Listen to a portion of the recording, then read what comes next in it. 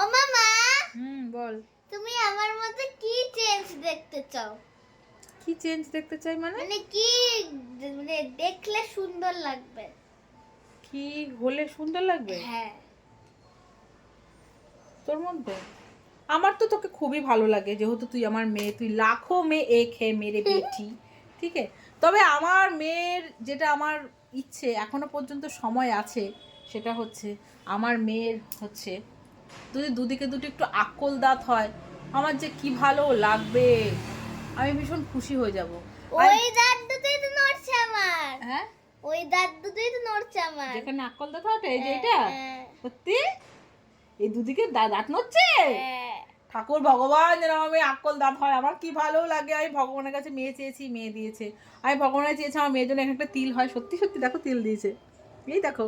তো এখন ভগবান আমার মেয়ের দুটো আকল দাঁত দাও, আমার খুব খুশি হয়ে যাবো আমি।